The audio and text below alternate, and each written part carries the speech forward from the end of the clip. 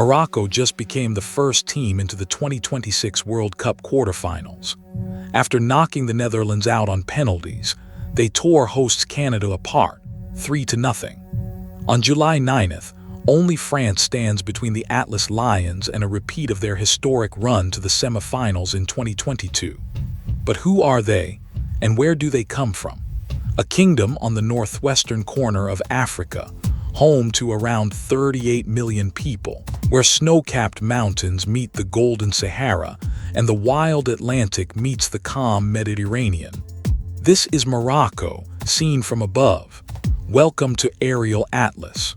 Morocco covers around 447,000 square kilometers, and few countries on Earth pack in such astonishing variety. To the north and west, it is lined by two great coastlines, the warm Mediterranean Sea and the wide, wild Atlantic Ocean. Down its spine run the mighty Atlas Mountains, snow-capped through the long winter, dividing the green and fertile plains from the desert beyond. And to the south and east, the land dissolves into the vast golden emptiness of the Sahara.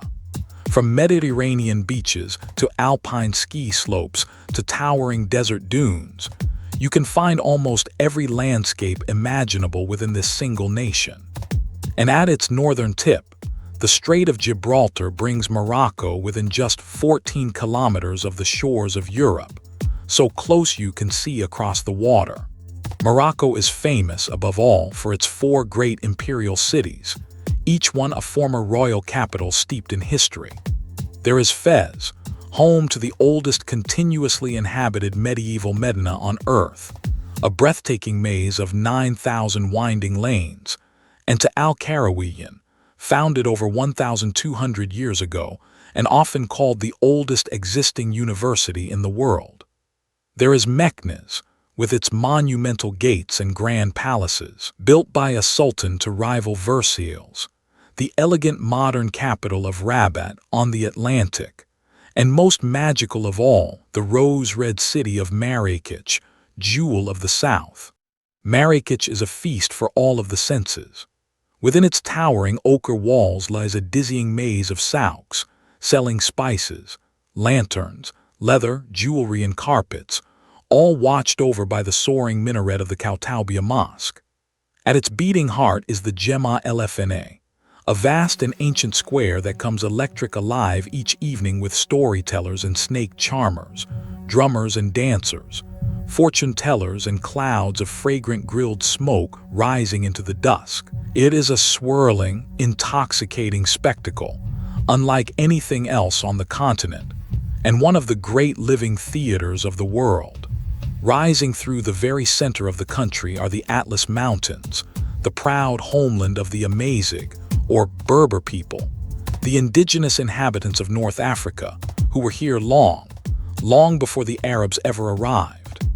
Their ancient language, Tamazight, and their deep traditions of music, weaving and hospitality live on in remote mountain villages and great fortified kasbahs built of red rammed earth. Among them stands Eight Benhadou, a stunning fortified citadel of mud brick towers rising from the desert, so cinematic and timeless that it has appeared in countless famous films, from epic dramas to fantasy worlds. Beyond the mountains lies the Sahara, the greatest desert on Earth. Here, near the small village of Merzouga, the towering dunes of Erg Chebi rise like mountains of pure golden sand, some of them over 150 meters high, glowing pink, orange, and deep red as the sun rises and sets. This is the land of nomads and camel caravans, of oasis palm groves and ancient trade routes, of silent star-filled nights and timeless horizons stretching beyond imagining. It is a vast and humbling emptiness, a sea of sand that has shaped the very soul of Morocco for thousands of years. Along the coasts lie Morocco's great ports and cities, each with its own distinct character. There is Casablanca, the country's bustling economic powerhouse, crowned by the immense and beautiful Hassan Roman II Mosque, whose minaret, the tallest in the world, rises straight up from the very edge of the crashing Atlantic. There is breezy blue and white Essaouira, a windswept old port beloved by artists, musicians, and surfers. And there is Tangier in the far north, the legendary Bohemian gateway between Africa and Europe, where two seas and two continents very nearly touch across the strait. Morocco's history runs astonishingly deep. Long before the Romans built their grand city of Volubilis here, with its mosaics and marble columns, this was the land of ancient Amazigh kingdoms. Later came the great Islamic dynasties, the Almoravids and the Almohads, who from this corner of Africa ruled a mighty empire that stretched all the way across the sea and deep into Spain, shaping the art and architecture of Andalusia. Through all the centuries since, through invasions and empires, Morocco has fiercely kept its own proud identity, and today it remains a kingdom, ruled by one of the oldest reigning royal dynasties anywhere in the world. This is a nation of truly breathtaking craftsmanship, where beauty is woven into everyday life. Moroccan artisans are absolute masters of zellige, the intricate hand-cut geometric tilework that adorns palaces, fountains, and mosques in dazzling color, of carved cedar wood and sculpted stucco, of richly patterned carpets and pierced metal lanterns, and of fine leather, still dyed by hand in the famous, ancient open-air tanneries of Fez. And at the very center of daily life is the ritual of mint tea, sweet, hot and poured from high above into delicate glasses, the universal symbol of Moroccan hospitality, offered everywhere to everyone at any hour. And then there is the food, one of the world's truly great and ancient cuisines.